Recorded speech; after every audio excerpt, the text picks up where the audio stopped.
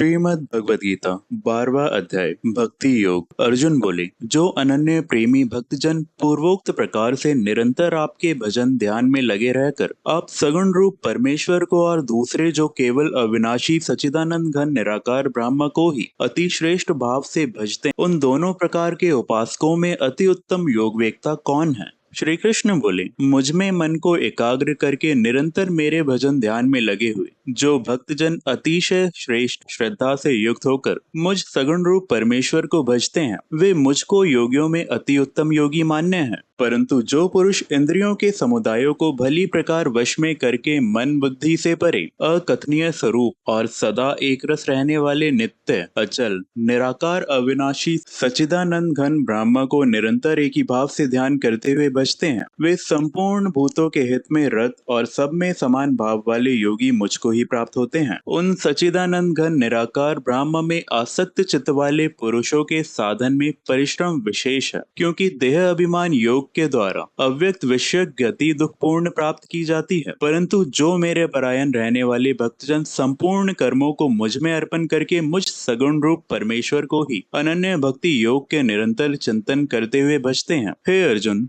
उन मुझ में चित्त लगाने वाले प्रेमी भक्तों का मैं शीघ्र ही मृत्यु रूप संसार समुद्र से उद्धार करने वाला होता हूँ। मुझ में मन को लगा और मुझ में ही बुद्धि को लगा, इसके उपरांत तू मुझ में ही निवास करेगा, इसमें कुछ भी संशय नहीं है। यदि तू मन को मुझ में अचल स्थापन करने के लिए समर्थ नहीं है तो हे अर्जुन, अभ्यास रूप योग के द्वारा मुझको प्राप्त होने के लिए इच्छा कर। यदि तू उपयुक्त अभ्यास में भी असमर्थ है तो केवल मेरे कर्म करने की परायण हो जा। इस प्रकार मेरे निमित्त कर्मों को करता हुआ भी मेरी प्राप्ति रूप सिद्धि को ही प्राप्त होगा। यदि मेरी प्राप्ति रूप योग के आश्रित होकर उपयुक्त साधनों को करने में भी तू असमर्थ है तो मन बुद्धि आदि पर विजय प्राप्त करने वाला होकर सब कर्मों के फल का त्याग कर। मर्म को ना जानकर किए हुए अभ्यास से ज्ञान श्रेष्ठ है, ज्ञान से मुझ परमेश्वर के स्वरूप का ध्यान श्रेष्ठ है, और ध्यान से भी सब कर्मों के फल का त्याग श्रेष्ठ है, क्योंकि त्याग से तत्काल ही परम शांति होती है। जो पुरुष सब भूतों में द्वेष भाव रहित है, स्वार्थ रहित है, सबका प्रेमी और हेतु रहित दयालु है, तथा ममता से रहित है, अहंकार से रहित है, सुख दुखों की प्राप्ति में सम और क्षमावान है, अर्थात अपराध करने वालों को भी अभय देने वाला है, तथा जो योगी निरंतर संतुष्ट है,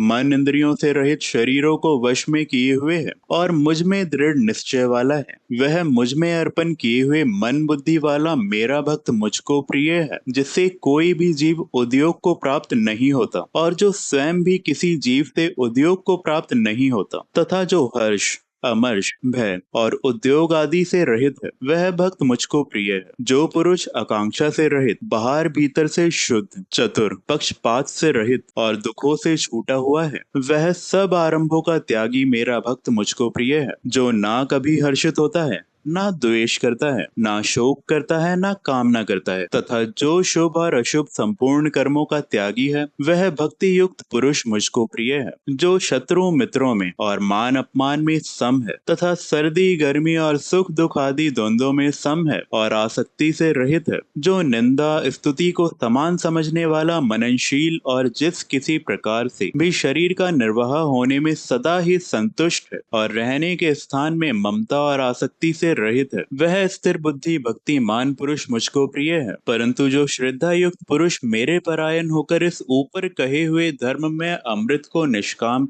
प्रेम भाव से सेवन करते हैं, वे भक्त मुझको अतिशय प्रिय हैं।